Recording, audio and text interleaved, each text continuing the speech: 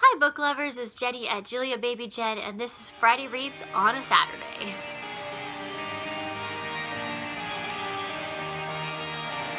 I think I just need to change the name of these videos to Saturday Reads. I've been so busy on Fridays, I don't have time to shoot anything. Saturdays are a much better day for me to shoot, but that's alright.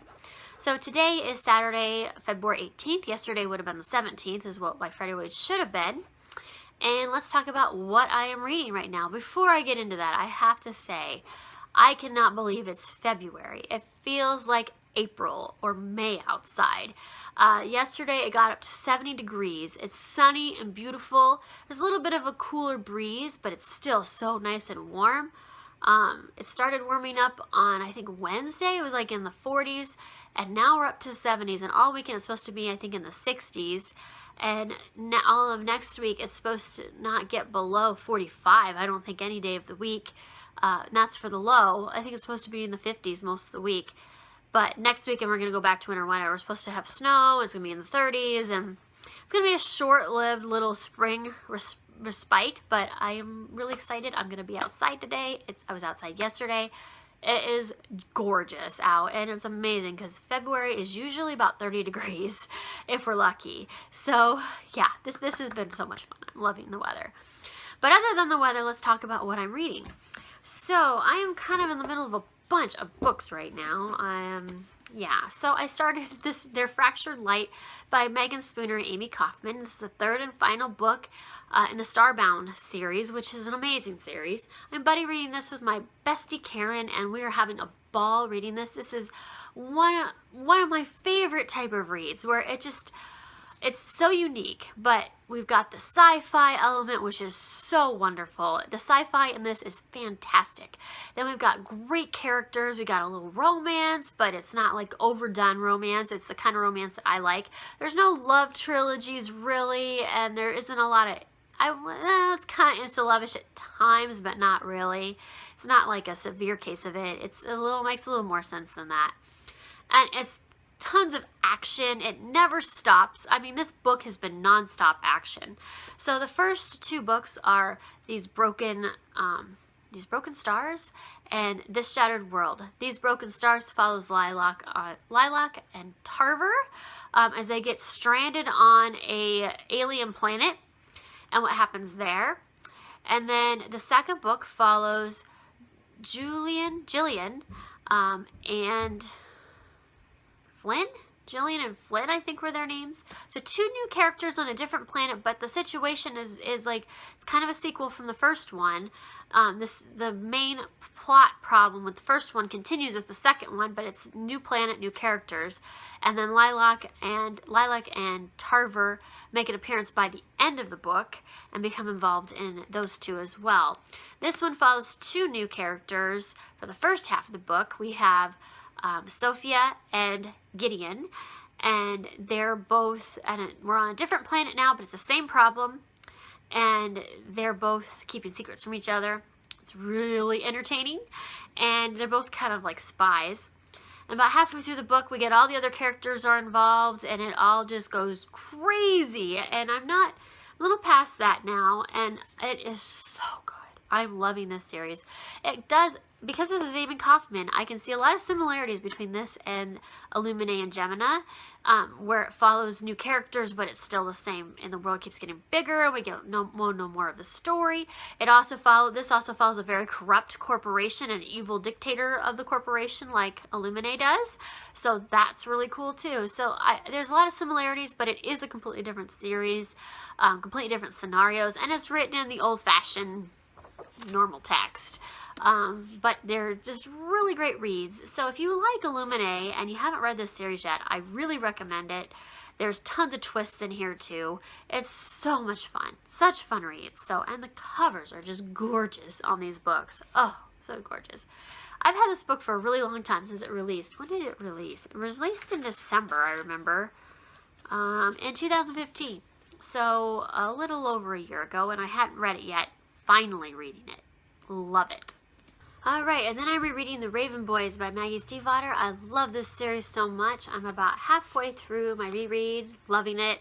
It's wonderful. I've already picked up stuff I missed the first couple of times I read this. So yeah, it's such a deep series. I really love the magical realism in this, so I'm reading that. I started on I Geek Girl by Holly Smale, and then I had also ordered a used copy which just came in, and so I've kind of been going back and forth. When I'm in my car, I'm listening to the audio. When I'm at home, I've been kind of reading the paperback, and this is just a really funny story. I'm on page 160. It's about this girl who's a geek, total geek, and everyone makes fun of her and no one understands her, and this poor girl feels so misunderstood, has so many misadventures, this poor girl, and she gets discovered by a modeling agency, and we're at the point where she's decided she is going to become a model because she wants to change things in her life. So she's now in the modeling thing, but it's totally like a spoof kind of book. It's funnier than heck. It's English, so it's just a funny book. I'm enjoying it quite a bit. And I'm still reading Hamilton the Revolution. I've been reading this for a while. Nonfiction book. I'm almost done with it. I've been listening to the Spotify soundtrack as I read the book. So this book is really cool because it has all kinds of information about the production and how this was written and all the background information on some of the actors and the, you know, costumes and everything. But then it also has all the lyrics and some pictures to the songs. So I can look at the lyrics while I listen to it on Spotify, which is really fun. I've learned so much about this musical, and when it finally comes to Des Moines, which is the closest place it'll come to me, I think in 2018 is what they said. Maybe it was 2019, I can't remember. I will know all about it so I can go watch it, go see it. So, and I have a inside guy. My husband's best friend is a member of the Civic Center, which is who puts on our Broadway traveling shows in Des Moines, most of them, and the big ones anyway. So he can get tickets, one of the people who can get tickets first. So when it comes available, I will give him money and he will get me tickets so I can go, because I do not want to miss this. I really do not. It would have been so cool to see it in New York, but there's just no way I could afford that. That's just, oh, it would have been cool, but, or even Chicago, but even there, I don't think I could afford it either. Tickets are ridiculously expensive. It will probably go down in price as it's out a while, but yeah. On my Kindle, I am reading The Bone Readers by Jacob Ross. This is a self-published novel. This is from my Around the World Challenge. This takes place in Grenada in the Caribbean, and this is a murder mystery type of story, and I'm really liking it. It started off a little, the writing's a little different because it's writing a lot of the slang of the region, but once I got used to that, I really like this. This is really interesting so far. I'm like 30% of the way into it, so I'm just reading this kind of on my lunch break when I'm at work. I like to take my Kindle and just read something while I'm at work. So that's why it's a kind of slow going book, because I only read like a half hour a day off of it, but it's still kind of fun. There we go. So that's what I'm reading on my Kindle. And that's what I'm reading right now. I don't know if I'm going to finish, well, I know I'll finish probably one or two of these books over the weekend. I don't know which ones I'll finish, but I think I'm going to try to definitely finish The Fractured Light. I would really like to finish that, and The Raven Boys. And then I may start, I was going to do a reread of Snow Treasure by Marie McSwiggan. This is going to fulfill a couple different challenges for me. I'm doing a 4 seasons reading challenge. This is a winter book that I need.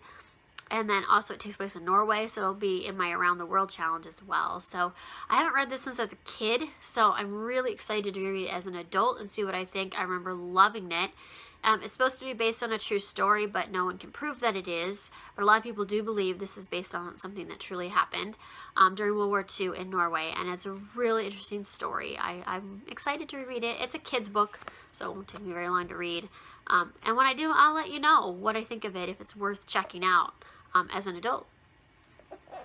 It's definitely worth checking out as a kid. I can tell you that, because as a kid, I remember just loving this story. So if you have kids in the 8 to 12 range, this is a really good book. And I'll give them a little history, too, even if it's not, the story itself isn't entirely true. It still has a lot of history on World War II in here for a kid's level. So that'll be good for them, too. But it's a fun adventure. And that is what I am reading this weekend. Leave me comments below on what you are reading. And if you want to talk about any of these books, I hope everyone has a good day. I will talk to you later. Bye.